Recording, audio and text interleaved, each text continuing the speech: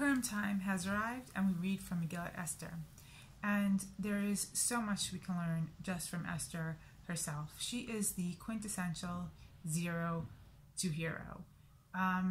She comes into this world and she experiences the death of her mother and her father. She's an orphan, and she's brought up in the house of Mordechai, which we see she doesn't exude much personality of herself. She's submissive. Whatever Mordechai says, so she does. And when she is taken off to the palace, Mordechai instructs her, do not say who you are or where you came from. And she listens. And then when she's in the palace, all of the maidens are able to request whatever it is their heart desires to prepare for this meeting with the king. And again, she does not show any initiative. She just listens to whatever Haggai advises her to do, that she does, and nothing more, nothing less. Again, not being assertive at all. And then, of course, we know Achashverosh was smitten with her and took her to be the queen. And she was forced to play this role as the queen. And in playing the role of the queen, she started to slowly become more assertive.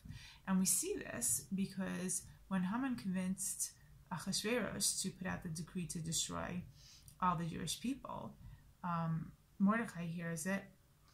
He tears off his clothes. He wears sackcloth and dust and ashes, all the sign of mourning, which, because he does, he's not allowed within the palace gates. And Esther hears this, and she sends out a messenger with some clothes and says, what are you doing? Get dressed. Come here. I want to talk to you.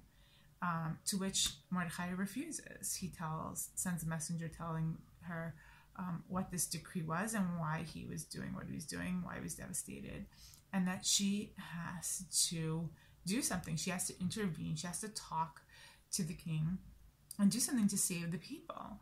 And here she starts an argument with him. More assertive, more personality. She says, I haven't been called for 30 days to the king. You cannot go uncalled for. And, if you do, your life is at risk. He could kill me for coming to him without being called. And she's arguing back and forth.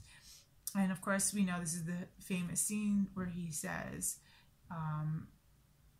this is up to you, whether you are going to intervene and save the nation, because our nation, their salvation will come.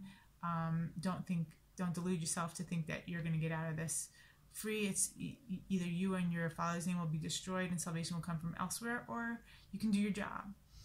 To which then, as we know, she fasts for 3 days. She tells the nation to fast, to pray, and she goes to the king and manages to, in the end, save the nation. But the important thing to notice here is something that we all go through as individuals. We all go through times in a life where we have to build our character. We come up at certain points, we come to this place where we feel our very existence is threatened, and we have to decide if we want to face the challenge, whatever it might be, head on, to be able to progress and to move on in the future, or whether we're going to just crumble because we feel that whatever that challenge is, we're not prepared. It's a fear that we have so strong that we feel that it threatens our very existence, just like Esther thought her life was being threatened at that moment. And whatever it is that we're so afraid of, we don't want to face it. We don't want to move ahead.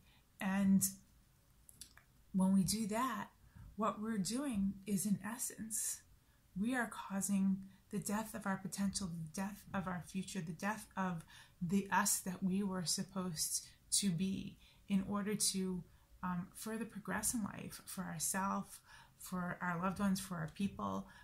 We have to overcome the hurdles that life sends our way. And our choice is, we find ourselves kind of in between two forms of death, a death of the who we are to who we're going to be. Because if we don't progress, if we don't face that challenge, then our future is sacrificed. But if we do step up to the plate and we do face that challenge, there might be a death, but it's a death of the us that's not serving us anymore. It's not, who we were yesterday was for a purpose, was our situation yesterday.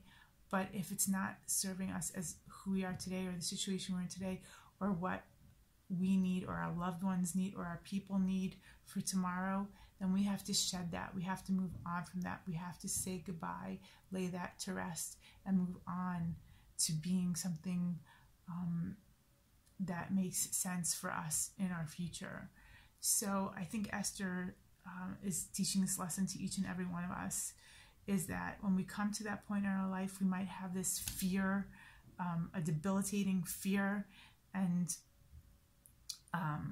we don't want to face it. We don't want that challenge, but those challenges are set forth for us so that when we get past that hurdle, there's something brighter on the other side, and we need to face up to it.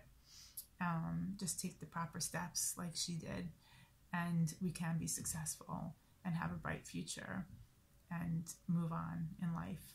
So I wish you all the best and a bright future. Chag Sameach.